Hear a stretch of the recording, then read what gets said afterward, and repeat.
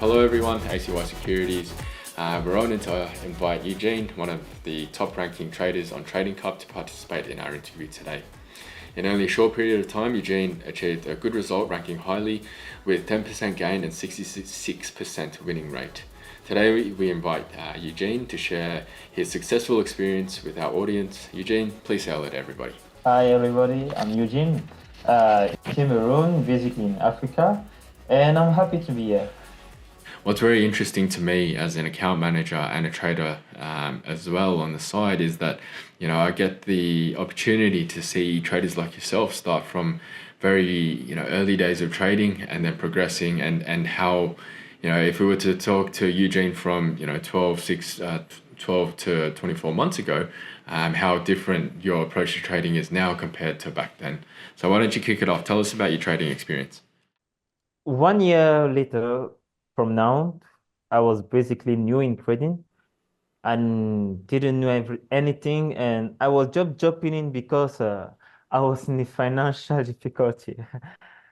I realized that I thought that trading was something that you just get in, you make some fast and quick money, like it's easy money stuff. But as I jumped in, as I entered truly and I really discovered the business, I really discovered to really be profitable in trading, you have to completely change the point of view of yourself.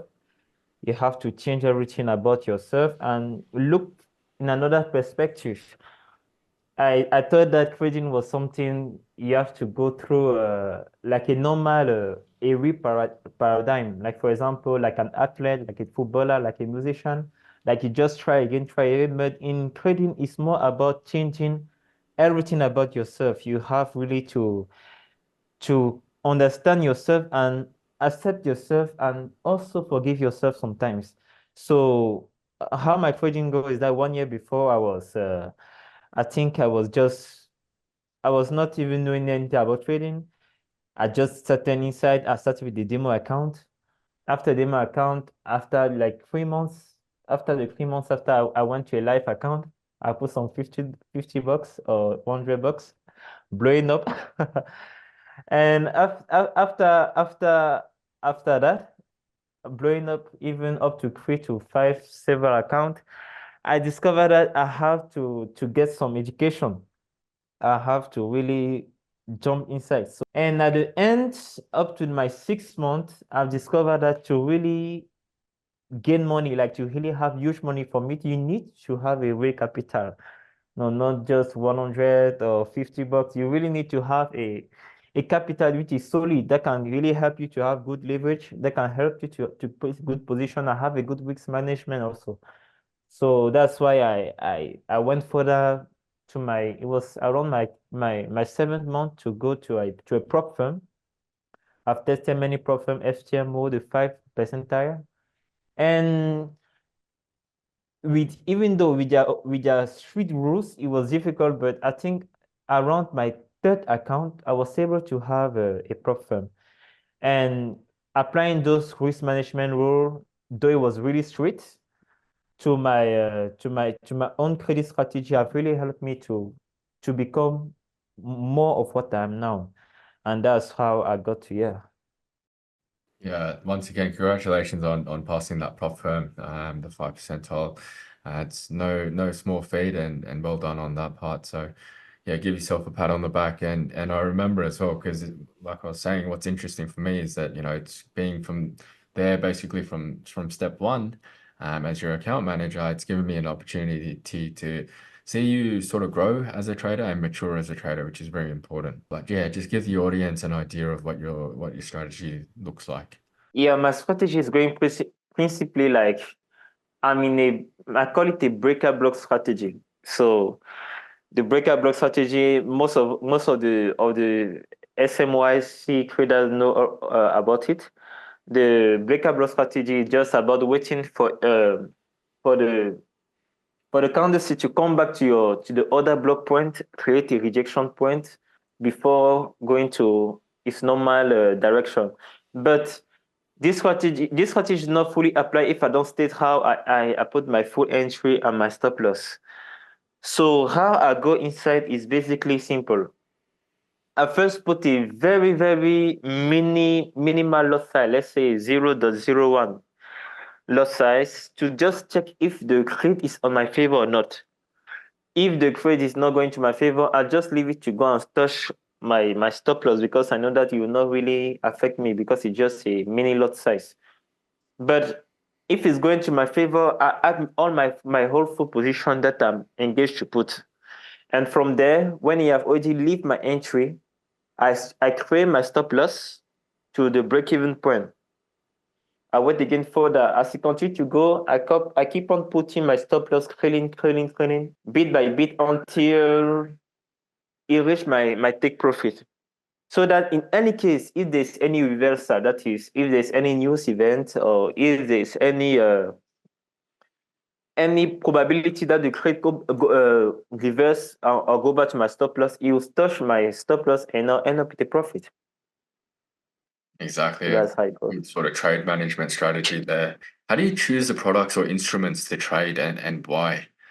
Could you give the audience, a bit of background about why you're trading mainly Forex and gold, or? Basically, before choosing any pairs, if you look well, all my pairs are in correlation with the USD, because the USD are really more volatile.